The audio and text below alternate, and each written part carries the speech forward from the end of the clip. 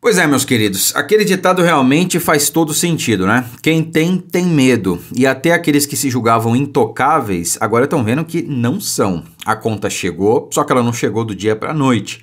Houve avisos, e muitos avisos, de Donald Trump, do governo americano, da Casa Branca, do secretário Marco Rubio e também, até mesmo, de dentro do próprio STF. Sim, teve ali uma espécie de discussão entre os ministros, encabeçada por Nunes Marques, e ele avisou que isso aconteceria.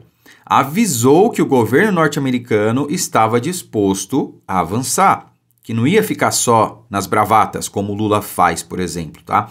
E isso foi exposto, uma verdadeira bomba, meus amigos. Isso foi exposto pela assessoria de imprensa do Lula, pela Globo News. Eu vou mostrar para vocês aqui um vídeo, inclusive, que é do mês passado, mas que ninguém prestou atenção. E é importante que vocês vejam e compartilhem muito esse vídeo, tá? E é interessante também a gente ver essa movimentação de ministros recuando, expressando ali uma espécie de recuo mesmo, né? O ministro Barroso, o presidente do STF, ontem publicou aquela nota que, vejam só, não foi unânime, né? Aquela nota em defesa de Moraes, da democracia, não foi unânime, não foi assinada por todos os ministros. E eu me arrisco a dizer ali do que mais do que 2 ministros. Não foram só Nunes Marques e André Mendonça que não corroboraram com aquela nota publicada ontem, tá? E isso vai ficar evidente aí nos próximos dias. Vocês vão entender por quê. Agora vejam só, o ministro Barroso, olha só o que ele propõe ao governo Lula. Barroso intervém e pede que Brasil permaneça na aliança para a memória do Holocausto, alertando Lula sobre prejuízos, né? Sobre prejuízos. Bom, primeiro que foi uma verdadeira vergonha esse governo que, cara, é o antissemitismo puro. Tirou o Brasil da aliança em memória do Holocausto. Talvez a maior atrocidade já cometida pelo ser humano, né? Que foi a tentativa de genocídio, né? O extermínio do povo judeu. Né? Essa gente que hoje grita de genocida para cá, genocida para lá, hoje é a favor do genocídio do povo judeu. Dá para entender uma coisa dessa? Não dá para entender, né? Mas o Barroso, ele fala aí que, olha, ô Lula, deixa o Brasil aí, cara, não tira não, né? A gente pode sofrer prejuízos com isso. Que tipo de prejuízo o Barroso está falando? Será que ele está falando da casa dele, lá nos Estados Unidos, avaliada em 20 milhões? 22 milhões, né? 22, né? Pois é. É uma casa não, parece que é um apartamento, né? E o Barroso, ele sabe que está na mira, ele sabe que será o próximo, se não mudar a sua postura, né, se não recuar, se não parar de apoiar agora o sancionado, o acusado do governo dos Estados Unidos de violar direitos humanos, né? Então, se ele não parar de apoiar o violador de direitos humanos, Alexandre de Moraes, ele vai ser o próximo e pode ter aí o seu apartamento de 22 milhões de reais, ou mais ou menos 5 milhões de dólares, bloqueado pela justiça americana. Fora várias outras sanções que a gente sabe que vão chegar ainda, né? Não se trata só de perder acesso ao sistema financeiro, Gmail, sei lá, ter cartão de crédito, viajar de companhias aéreas que são americanas. Não se trata só disso, a coisa é muito mais ampla e os desdobramentos apenas começaram a acontecer, né? Vem muita coisa ainda por aí, vem muita sanção, a coisa realmente não é brincadeira, meus amigos. Como eu vim falando aí, desde o mês passado o pessoal estava achando que não vai dar em nada, que não sei o que, os ministros não vão nem sentir, né? Vamos ver se não. Já estão sentindo, né? Já estão aí, inclusive, recuando, tá?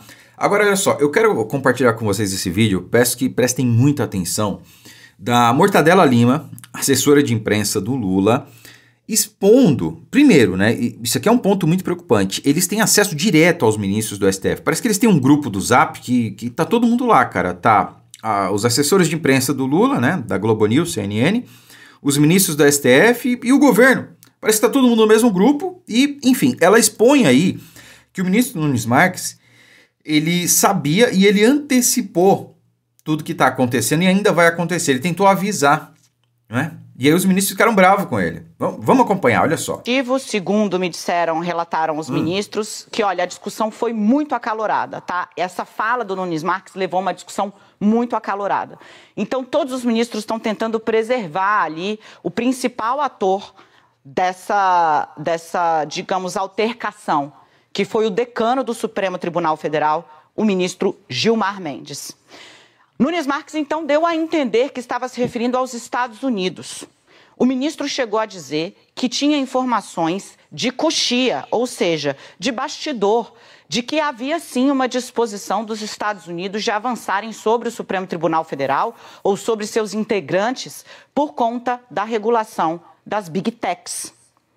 Ele foi interrompido neste momento pelo ministro Alexandre de Moraes, que disse: o senhor está se referindo à eventual sanção?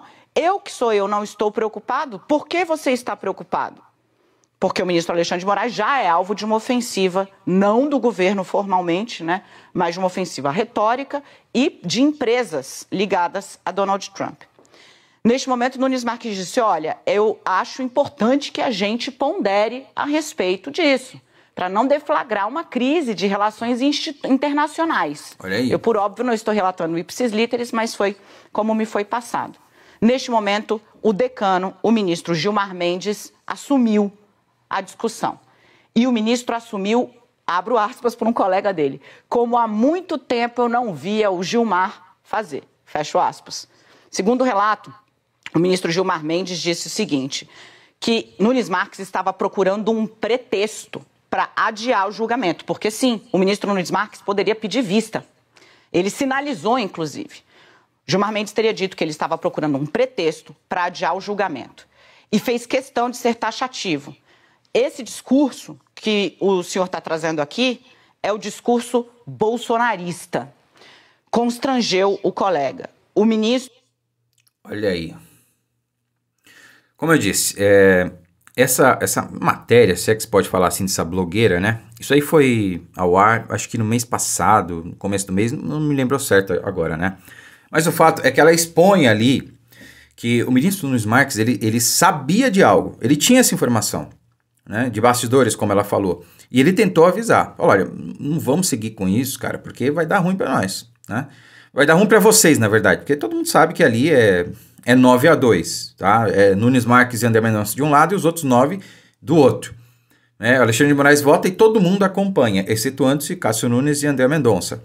Mas o fato é que ele tentou avisar. Os ministros riram da cara dele, debocharam, e Gilmar Mendes encabeçou uma discussão acalorada com ele.